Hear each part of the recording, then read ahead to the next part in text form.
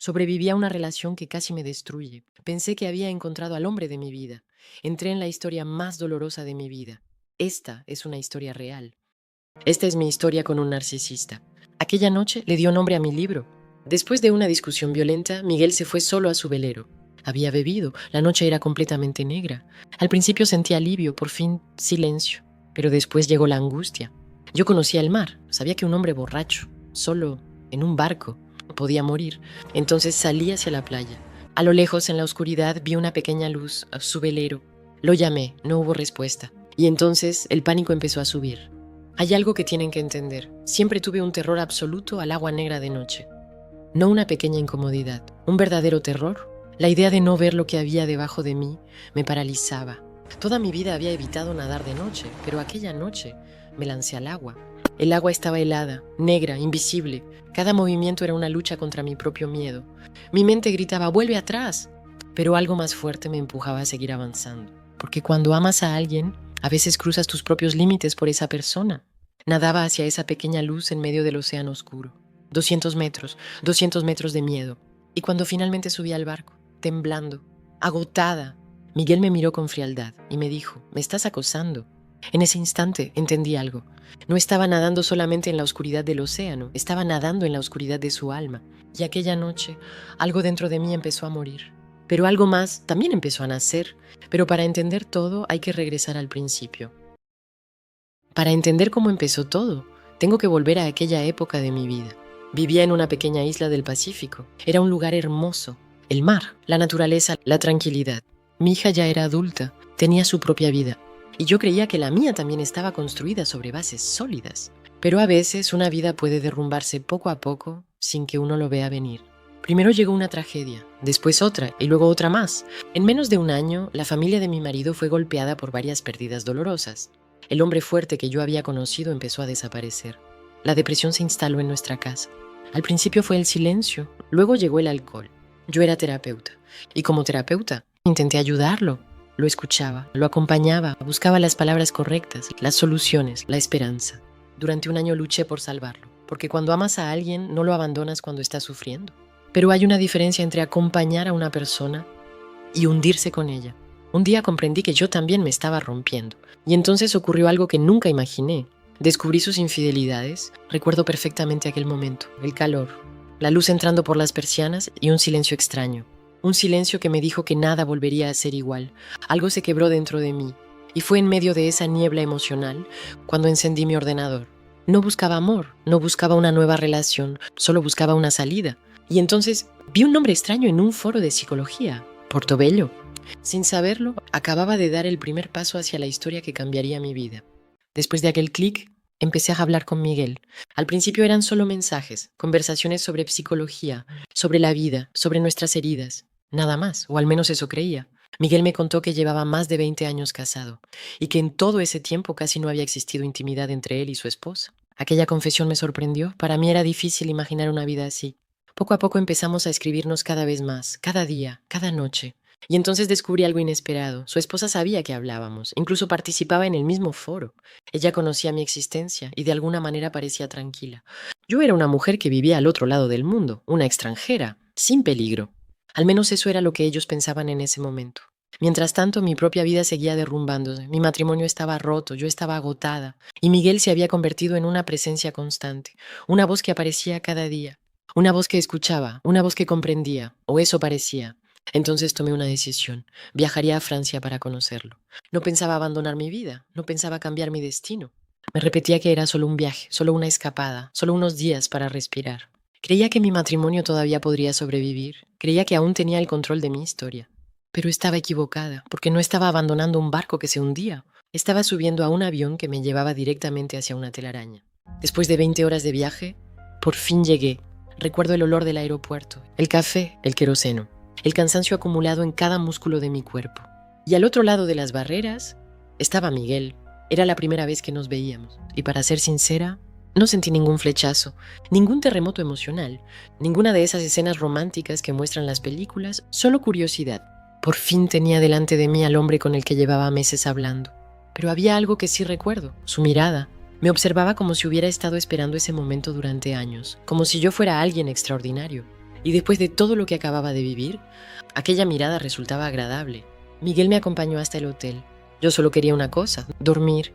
Llevaba casi un día entero viajando. Sentía los ojos arder de cansancio, así que le dije, necesito dormir un par de horas.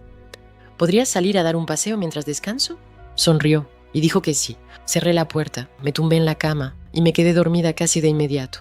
Pero apenas 30 minutos después, escuché la puerta abrirse. Abrí los ojos y allí estaba Miguel. Había regresado, sin avisar, sin preguntar, sonriendo. En aquel momento no lo vi como una señal de alarma. Lo vi como la reacción de un hombre que no podía esperar para estar conmigo.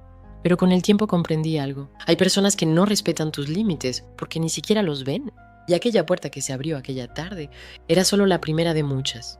Durante mucho tiempo me pregunté por qué no reaccioné, por qué no le pedí que se fuera, por qué no vi aquella situación como una falta de respeto. La respuesta es simple, porque yo no veía a Miguel como un hombre peligroso, veía a un hombre herido. Durante meses me había hablado de su matrimonio, de sus años de soledad, de la falta de cariño, de la sensación de no ser deseado, y yo le creí. Frente a mí no veía a un depredador, veía a alguien que parecía tener hambre de amor. Y siempre he tenido la costumbre de querer sanar a los demás. Era terapeuta. Escuchar, comprender, ayudar era lo que había hecho durante toda mi vida. Así que aquel día no pensé en mí, pensé en él. Pensé en todo lo que me había contado. Pensé en todo el dolor que decía haber vivido. Y bajé la guardia. Lo que no entendía entonces es que algunas personas utilizan sus heridas para despertar tu compasión. Y cuando consiguen tu compasión, consiguen también tu confianza. Yo todavía no lo sabía. Pero la telaraña ya se iba tejiendo a mi alrededor, y lo peor de todo es que yo creía estar ayudando a un hombre que sufría. ¿Qué habrías hecho tú en mi lugar? Te leo en los comentarios. Al día siguiente tomamos el coche. Miguel quería mostrarme la verdadera Francia. Subimos al coche y empezamos a recorrer carreteras que yo no conocía. Recuerdo los pueblos, los campos, los castillos que aparecían a lo lejos. Después de tantos años viviendo en una isla del Pacífico, todo me parecía diferente, casi irreal. Miguel hablaba sin parar, de sus sueños, de los lugares que quería enseñarme, de la vida que imaginaba. Y yo simplemente lo escuchaba en silencio. Durante meses había conocido solamente una voz detrás de una pantalla. Ahora esa voz estaba allí, a mi lado.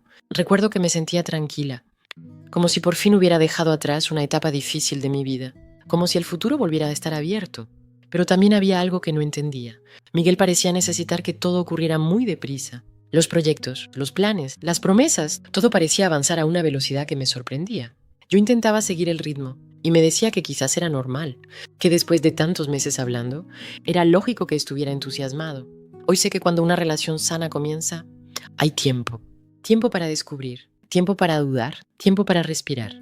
Pero en aquel momento yo confundía la intensidad con el amor y todavía no veía la diferencia. La historia continúa. Mientras recorríamos aquellas carreteras de montaña, llegó un momento que nunca olvidé. A un lado estaba la roca, al otro, el vacío. Siempre he tenido miedo a los precipicios. Miguel lo sabía. Se lo había contado. No era un secreto.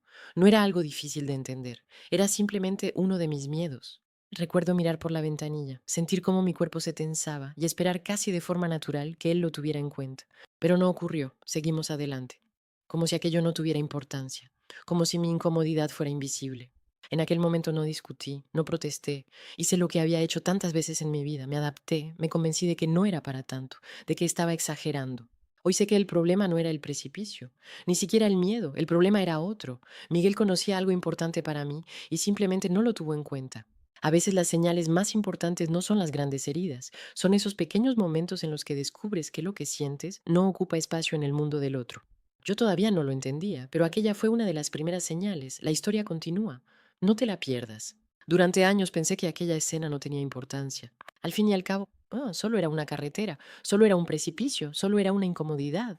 Eso me decía a mí misma, porque cuando algo nos duele, a veces buscamos explicaciones para no verlo. No pensé que Miguel estuviera equivocado. Pensé que yo tenía que ser más fuerte, más valiente, menos sensible. Y sin darme cuenta, empecé a hacer algo que repetiría muchas veces después. Adaptarme, siempre adaptarme.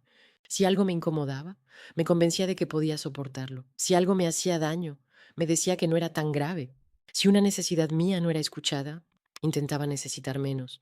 En aquel momento creía que eso era amor, creía que amar era comprender al otro, tener paciencia, hacer concesiones. Lo que todavía no sabía es que una relación no puede construirse cuando siempre es la misma persona la que se adapta, porque poco a poco dejas de escuchar tus propios miedos, tus propias necesidades, tu propia voz. Y cuando eso ocurre, ya no sabes dónde terminas tú y dónde empieza el otro. Yo todavía no lo entendía. Pero aquel camino de montaña no solo atravesaba un paisaje, también atravesaba una parte de mí que empezaba a desaparecer. ¿Alguna vez intentaste necesitar menos o para que alguien te quisiera más? Dime. Hay algo que tardé muchos años en comprender. Miguel me hacía sentir especial. No hablo de regalos, ni de grandes declaraciones. Hablo de su mirada, de la forma en que me escuchaba, de la atención que parecía prestarme. Después de todo lo que había vivido, aquello era profundamente reconfortante. Durante mucho tiempo yo había sido la que cuidaba, la que sostenía, la que escuchaba, la que intentaba salvar a los demás. Y de pronto alguien me miraba a mí, alguien parecía interesado en lo que yo pensaba, en lo que yo sentía, en quién era. Recuerdo que cuando Miguel me miraba, sentía que volvía a existir. Y eso era algo que necesitaba más de lo que imaginaba. Hoy entiendo que esa sensación tuvo un efecto muy poderoso sobre mí. Porque cuando alguien nos hace sentir valiosos, a veces dejamos de observar con la misma claridad. No dejamos de ver las señales, pero empezamos a justificarlas, a minimizarlas, a darles menos importancia. No porque seamos ingenuos, sino porque una parte de nosotros teme perder aquello que tanto bien nos hace sentir. Yo todavía no lo sabía, pero mientras Miguel me hacía sentir extraordinaria, también estaba empezando a nublar mi juicio. A veces no nos enamoramos de una persona, nos enamoramos de cómo nos hace sentir. Y es ahí donde a veces dejamos de ver con claridad. La historia continúa. Al final de aquella jornada, Miguel me llevó al hotel que había elegido para pasar la noche. Cuando llegamos me quedé sin palabras. No era un hotel cualquiera, era un castillo transformado en hotel. Recuerdo la fachada iluminada en la noche, las antiguas piedras doradas por la luz, las torres, los jardines perfectamente cuidados. Todo parecía sacado de una película. Cuando entré, tuve la sensación de haber viajado a otra época. Y cuando llegó la hora de la cena, la magia continuó. El comedor era espectacular. Las mesas estaban vestidas con manteles blancos impecables. Sobre cada mesa brillaban pequeñas velas. Una gran chimenea de piedra crepitaba al fondo de la sala. La luz era cálida, suave, elegante. Todo invitaba a soñar. Recuerdo observar aquel lugar y pensar, ¿qué hago yo aquí? Después de los años difíciles que acababa de vivir, aquello parecía un regalo. Y si soy sincera, me sentía especial, como si Miguel hubiera creado todo aquel momento para mí. ¿Te habría parecido un gesto de atención o una forma de control? La cena transcurría en un ambiente perfecto. La luz de las velas, el fuego crepitando en la chimenea, el murmullo suave de las conversaciones alrededor, todo parecía sacado de un cuento. Yo me sentía bien, relajada, y por primera vez en mucho tiempo sentía que la vida volvía a sonreírme. Cuando llegó el momento de pedir la cena, elegí una trucha, un plato sencillo, nada más, y seguimos conversando mientras esperábamos. Cuando el camarero depositó el plato frente a mí, Miguel sonrió y dijo, voy a cortarla para ti. Recuerdo que le respondí con amabilidad. Gracias, puedo hacerlo yo. Fue una respuesta natural, suave, sin tensión, sin discusión.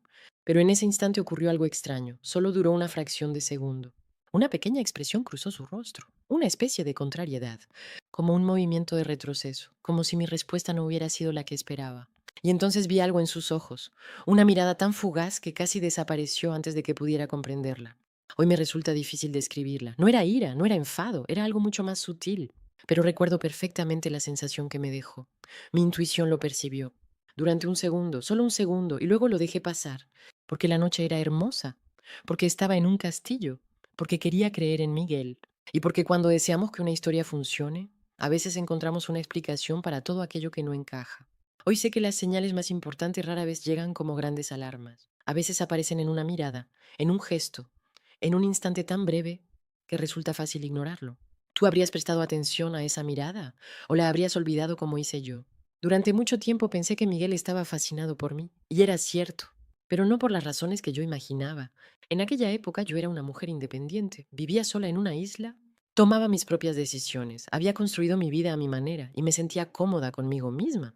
Eso era precisamente lo que más lo atraía y también lo que más lo inquietaba. Porque hoy entiendo algo. Algunas personas admiran tu libertad hasta que descubren que no pueden controlarla. Yo todavía no lo veía, solo veía a un hombre que me miraba con admiración, que parecía maravillado por mi fuerza, por mi autonomía, por mi forma de vivir. Y debo admitir que aquella mirada me hacía bien. Después de años ocupándome de los demás, era agradable sentirme admirada, sentirme deseada, sentirme vista. Lo que todavía no comprendía es que Miguel necesitaba sentirse indispensable. Y una mujer que sabe arreglársela sola puede despertar tanto fascinación como inseguridad. Yo seguía viendo amor. Todavía no era capaz de ver el conflicto que empezaba a nacer detrás de esa admiración. ¿Crees que algunas personas admiran tu libertad hasta que descubren que no pueden controlarla? El cuarto día llegó demasiado pronto. Los días habían pasado volando. Entre los viajes, los hoteles y las largas conversaciones, sentía que apenas acabábamos de empezar a conocernos. Durante aquellos días también había descubierto otra parte de la vida de Miguel. Sus hijos, dos niños de 6 y 10 años. Me había hablado mucho de ellos, de sus dificultades, de la relación complicada con su esposa. Y yo escuchaba, porque como siempre me resultaba fácil comprender el sufrimiento de los demás. Mientras regresábamos hacia París, una tristeza silenciosa nos acompañaba. Sabíamos que la despedida se acercaba. Y entonces, poco antes de llegar al aeropuerto, Miguel me dijo algo que me dejó sin palabras. Ven a vivir conmigo a Francia. No era una pregunta, no dijo, ¿te gustaría? No dijo, ¿lo has pensado? Lo dijo como si fuera una evidencia, como si 4 días fueran suficientes para reorganizar una vida entera. Recuerdo que me quedé sorprendida y le dije que no, no quería volver a vivir en Francia. Y sobre todo, no quería convertirme en la madre de sustitución de dos niños cuando mi propia hija ya era una mujer adulta. Yo ya había criado a mi hija, esa etapa de mi vida había terminado. Entonces Miguel respondió, no tendrás que hacer nada, yo me encargo de todo. En aquel momento escuché una promesa, hoy escucho otra cosa. Porque cuando alguien responde a tus objeciones sin detenerse a escucharlas, no está intentando comprenderte, está intentando que aceptes, y aquella fue otra señal que decidí no ver. ¿Te habría parecido una declaración romántica o una señal de alarma?